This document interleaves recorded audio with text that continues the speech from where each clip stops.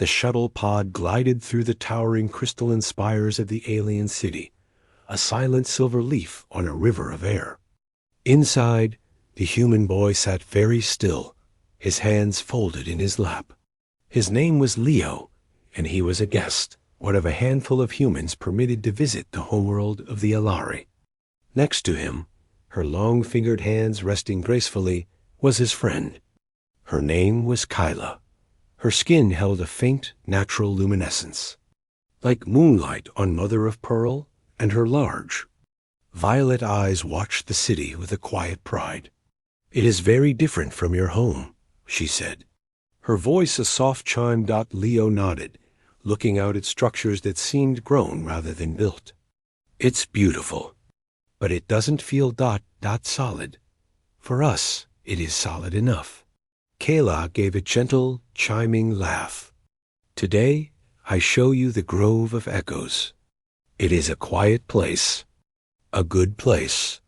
The grove was not a park, but a living library. Bioluminescent moss carpeted the ground, and slender trees with glass-like leaves recorded the vibrations of sound and thought, playing them back in whispers for centuries.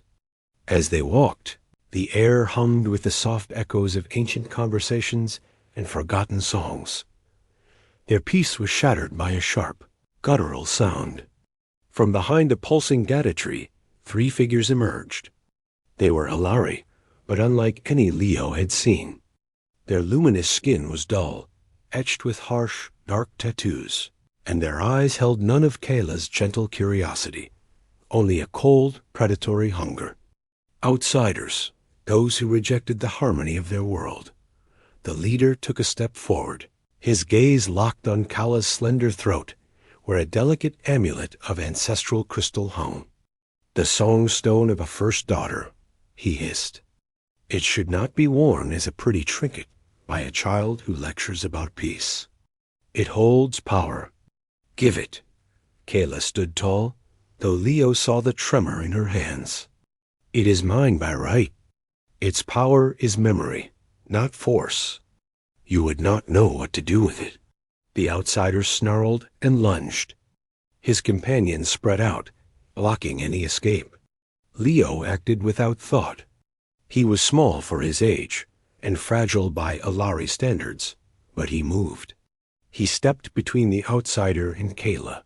The outsider's hand, aiming for Kayla's amulet, swiped downward. Instead of meeting Alari's skin, his sharp, polished nails raked across Leo's outstretched forearm. They cut deep through fabric and flesh. Leo cried out, a sharp human sound in the humming grove.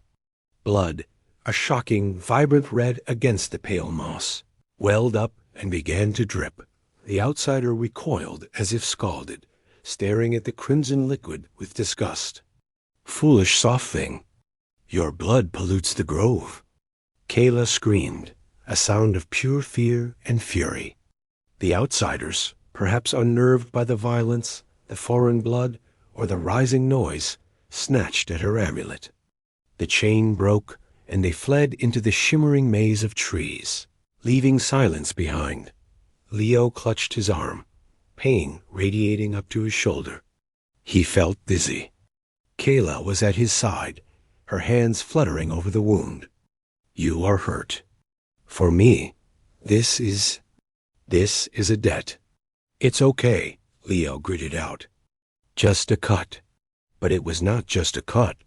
As Kayla led him quickly back to the residential enclave, Leo began to feel strange. A deep, unnatural cold seeped from the wound into his veins, battling with a sudden rising fever. By the time the medics, both human and Alari, had cleaned and sealed the laceration, Leo was shivering violently. The human doctor was puzzled. "The wound is clean, but he's reacting as if to a powerful toxin. Alien biologics can be tricky." The Alari healer, her luminous face grave, examined the scans. "The one who struck him. His nails were coated with a substance. A neural suppressant used for hunting. It is not lethal to us, only paralyzing." For a human ... double quotes, her large eyes met Kellis. "His nervous system is different. It is attacking him. Leo was moved to a quiet room. The fever dreams came quickly. They were not dreams of home, but chaotic, overwhelming sensations. He felt the hum of the groves, not as sound, but as a physical vibration in his bones. He saw flashes of light he knew were the emotions of the medics, moving outside his door swirls of concern, pulses of clinical focus. The world was too loud, too bright, too much. Kayla never left his side. She watched as his small body trembled, as his human skin grew pale. She blamed herself. On the third day, as a deep, resonant chill seemed to core him, a new sensation pierced the fog of sickness. A warmth. It started at the site of the wound, now a sealed pink line, and began to spread. It was not the heat of fever. It was a solid, purposeful heat, like sunlight on stone. It moved through his veins, following the paths the cold toxin had carved. Where it went, the cold receded. The overwhelming sensory noise dimmed, not to silence, but to a manageable murmur. The warmth felt ... familiar. It felt like his own heartbeat, but stronger. It felt like standing firm when pushed. It felt, in a way he could not explain, human. On the morning of the fourth day, Leo opened his eyes. The room was not a blinding cacophony. It was clear. He could see the subtle, shifting colors in the wall panels that indicated environmental balance. He could hear the distinct, melodic hum of the city's power grid several levels below. And he could feel the steady, worried pulse of Kayla, asleep in a chair beside him. It was not a thought. It was a perception, like seeing or hearing. He sat up. The movement was silent, effortless. Kayla stirred, her eyes opening. She saw him, saw the clarity in his gaze, and her own eyes widened. Leo? The fever. It broke? More than that, he said, his voice quiet but steady.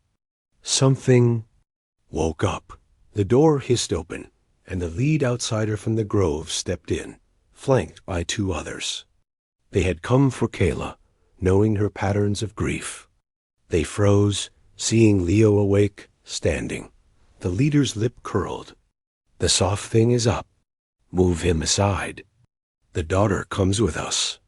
Leo stepped forward, placing himself between them and Kayla once more. This time, it felt different. It felt intentional. The warmth in his veins was a quiet drumbeat. He could feel the tension in the outsider's muscles, the aggressive intent radiating from them like heat from an engine. Leave, Leo said. The word was simple, but it carried in the small room. The outsider laughed, a harsh sound, and charged, hands outstretched to grab and break. Time seemed to slow for Leo. He saw the trajectory of the lunge. He felt the shift of air. His body moved not with the frantic desperation of before, but with a calm, precise efficiency. He sidestepped, his hand coming up not to strike, but to deflect the outstretched arm, redirecting the outsider's own momentum.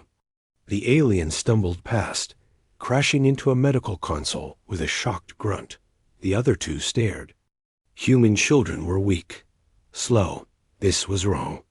They attacked together. Leo did not fight like they did. He did not slash or snarl.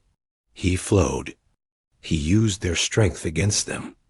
A push became a pull that sent one off balance into his companion. A grab was twisted into a lock that applied pressure not to break, but to immobilize. He was a small, solid rock in a swift stream, and they broke around him.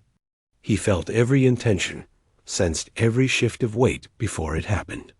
The warmth in him was a guide, an ancient, forgotten rhythm of survival tuned to a hyperacute perception. In moments, the three outsiders were on the ground, not badly hurt, but thoroughly subdued, their confidence shattered.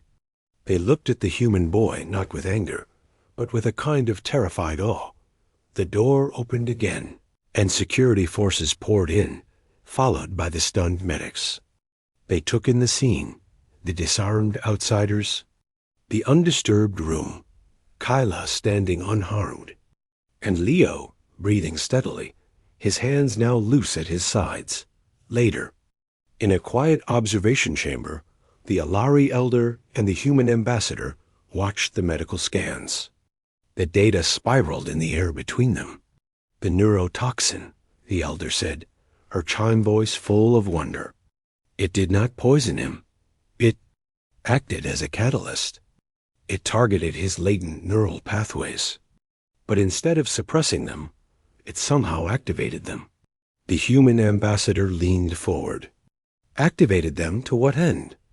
To perception, to kinetic awareness, to a physical optimization we have no record of. His senses are now orders of magnitude sharper than any baseline human. His nervous system processes information and reacts at speeds we associate with advanced AI. The substance sought to shut down a nervous system. It found one that refused to be shut down. It found one that ... woke up. In the grove of echoes, Leo and Kayla walked once more. The amulet was back around her neck. The moss where his blood had fallen now glowed with a faint, steady gold light, unlike any other in the grove. "I can hear the old songs now," Leo said softly. "Not just the sound, the feeling in them." Kayla looked at him, her friend who had taken a bite meant for her. The wound on his arm was gone, but the power it had unleashed was not. It was a quiet strength, a deep, resonant hum in his veins, born of sacrifice and forged in alien chemistry. He was still Leo, but he was also something more. He was the calm in the chaos. He was the rock in the stream. He was human, and he had finally heard the song of his own potential, a song now forever part of the grove's eternal echo.